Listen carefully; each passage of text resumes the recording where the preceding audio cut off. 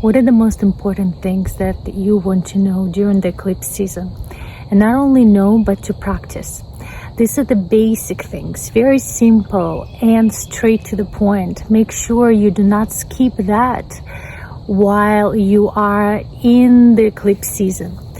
So first thing first, you really need to understand at the basic ground of it what an eclipse season is and how it can affect you and why it is sometimes feeling so intense.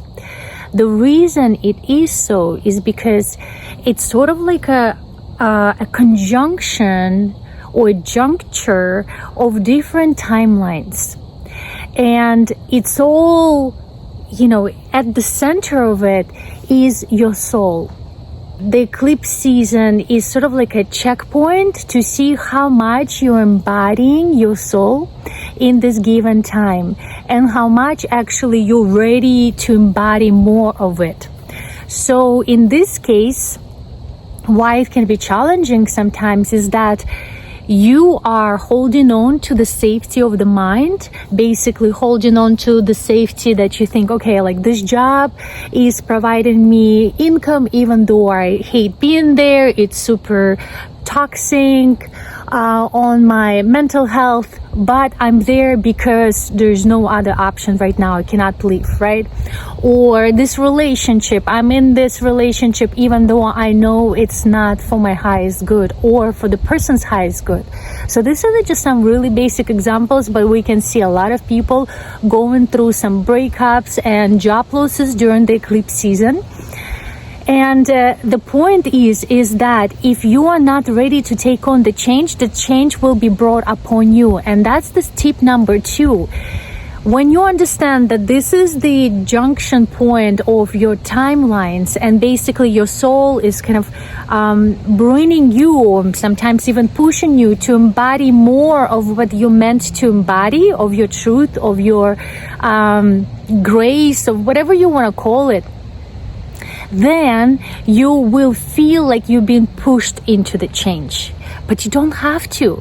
You can call in the change. Yes, so the tip number 2 is call in the change.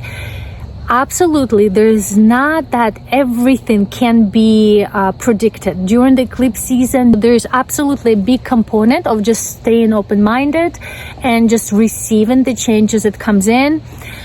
Feeling the excitement instead of the anxiety, right? And that's a practice that we're going to do. It's not something that is a God-given thing. No, because your mind is trained to be a completely opposite because it hates change. So you need to practice to switch from anxiety to excitement. And that's only a shift in the mind because the physical sensations are the same. So, but there is a component of what can you actually call in. There is a change that you can already step in. Can you voluntarily step in before your life slumps at you and you just kind of fall into the change? Regardless, some change will have to happen. Some things you may already start feeling like, like I need to either speak about something that's really important that's been bothering me, or I need to express more of it's always about expressing more of your truth, right? Because that's, truth is the embodiment of your soul. So that's the tip number 2, call in the change. See where you can actually voluntarily step in the change. Make it happen. Talk to someone. Take an action that will bring the change upon you. And then, of course, relax. That's the step number 3, or whatever, the tip number 3 is to take any moment you can when you are not occupied with dealing with life. Take it for the moment of relaxation. So what is going to happen is that during the eclipse season, you will be pushed to your limits because you're meant to embody more of your power. Right?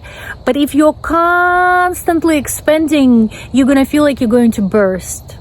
That's why in the moments when you cannot do anything about, say there's some sort of like crazy, life is happening, a lot of things are rolling and you need to be like really on top of many things, but it's not 24/7.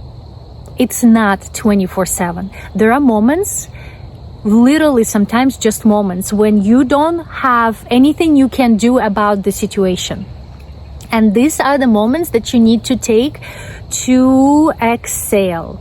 So inhalation as much as the exhalation. The more you can actually exhale, the more you can relax, the more you can slow down in the moments when you can, the easier it will be for you to expand to the next wave that it will come. And the period of eclipses is like at least, up to 6 weeks, right? Sometimes even more. And I'm counting it between, the like 2 weeks prior to the first eclipse, and then 2 weeks after the second eclipse. And sometimes we even have 3 eclipses back to back. So that will make it 8 weeks. And it's not like everything is about just expansion. Everything is just about like this intensity that's coming into you. No, there will be moments when you go to sleep. How much can you exhale? The more you will be able to exhale, the more you will be able to control your monkey mind that is going to be running bananas, thinking that it has to take care of everything and it cannot pause. So the better you can control that crazy mind, the easier it will be for you to take on the change, to expand in the moments of action. So it's always about inhalation and exhalation. In general, the rule of life is that inhale and exhale come together. You cannot continuously inhale or continuously exhale. And that we practice everywhere in life, and you can bring it into your business, into being with your children, into your relationships. But in this case, make sure you give yourself those moments for exhalation and to calm down your nervous system.